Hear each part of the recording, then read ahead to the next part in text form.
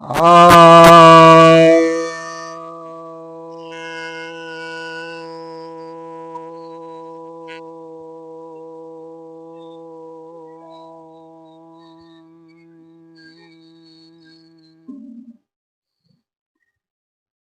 सभी भक्तजनों को सप्रेम नमन। तो आज आपके समक्ष आपकी जिज्ञासा का समाधान लेकर आया हूं। एक जिज्ञासा यह आई है कि नागा साधु शस्त्र क्यों रखते हैं और कब से रखते हैं।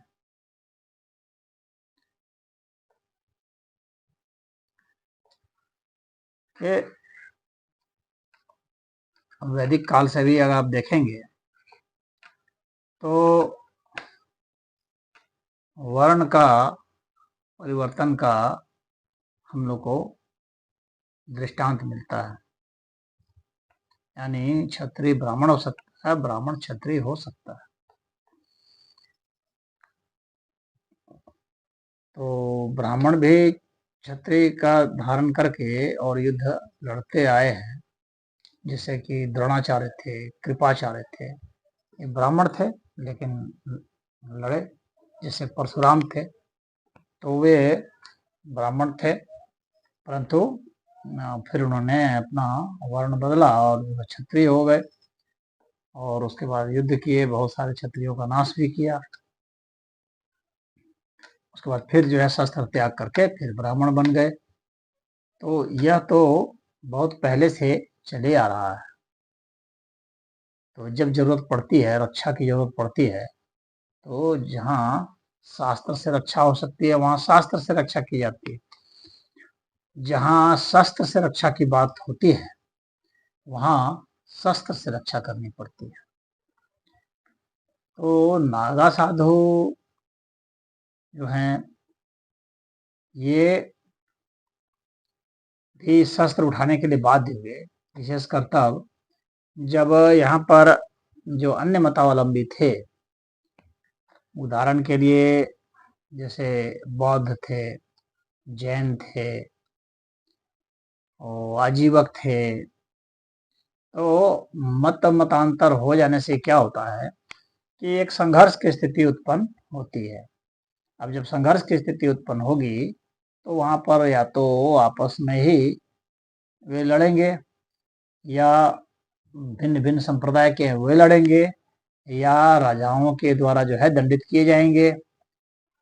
तो अब राजा सब भी उसमें मान लीजिए कि कोई किसी मत को स्वीकार कर दिया है तो दूसरे मत का समर्थन वो नहीं कर सकता है या दूसरे मत के प्रति ईर्ष्या द्वेष का भाव रख सकता है और अत्याचार भी कर सकता है। तो ऐसी स्थिति में नागा साधुओं को वो उठाना पड़ा, शस्त्र उठाना पड़ा। यानी बौद्धों जैनों से और जो नास्तिक लोग थे, चारावाकी लोग थे, जो चारावाक का वर्णन तो आपको महाभारत में भी आता है, तो वे लोग जो हैं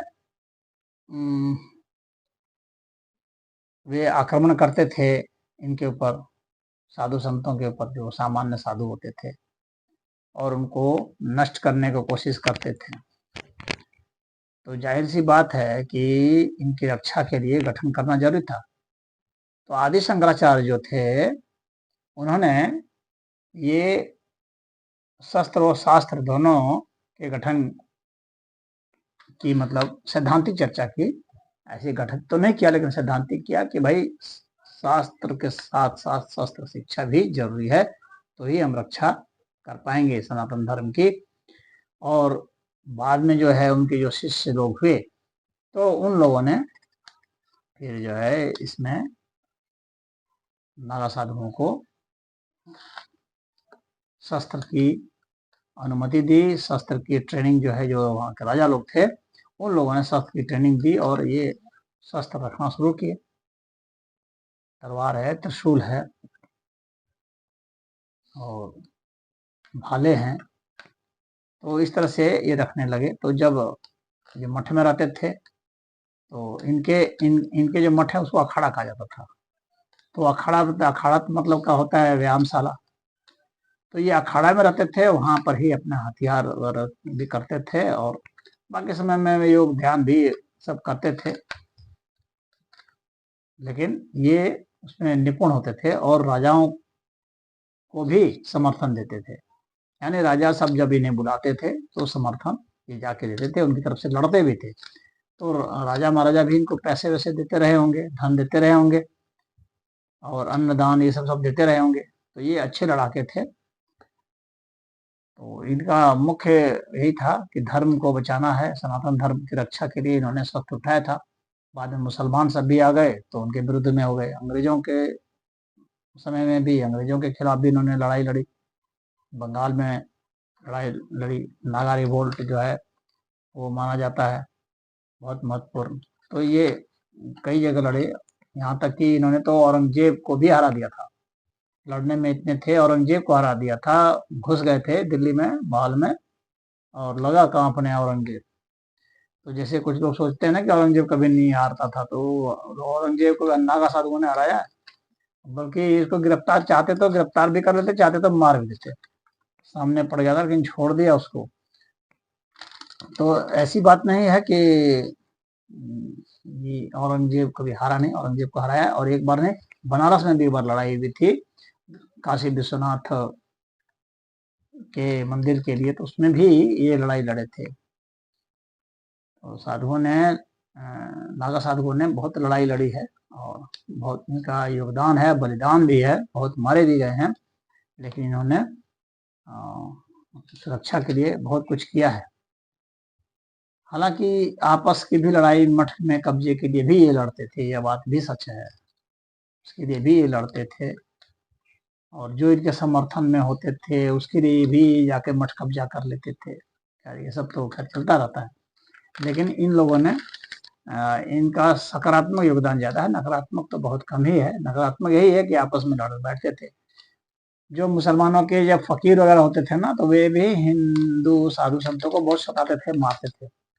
तो उनको भी उनको ऐसे फकीरों को जो कि हिंदू धर्म के साधु संतों को सताते थे, तो ये नागा ही उसका काटते। नागा ने उन लोगों को मार मार के उनका जो है सीधा कर दिया उनको। तो नागा साधुओं की बहुत हो रही है, आपस में भी संघर्ष रहा है। खुद अकबरनामा में भी लिखा गया है, अकबर ने खुद लिखा है कि मैं खुद प्रत्यक्षदर्शी था, कन्नौज में लड़ाई हो गई थी दो संप्रदायों की। तो ये आपस में ही झगड़ा निपटारा करते थे। उसमें जो है अकबर ने यह भी दे दिया था, अपनी सेना भी कुछ दे दी थी कि जाओ लड़ो और आपस में कट के मरो, क्योंकि दोनों तरफ जो भी मरेगा हिंदू ही मरेंगे। तो गिरी और पुरी ये दो संप्रदाय थे। भले वहां पर गिरी नाम नहीं लिखा अकबरनामा में, गलती से लिख दिया होगा, कुर संप्रदाय लिखा, लेकिन कुर नहीं, इतिहासकार बताते हैं कि वह गिरी संप्रदाय था। तो यह जो है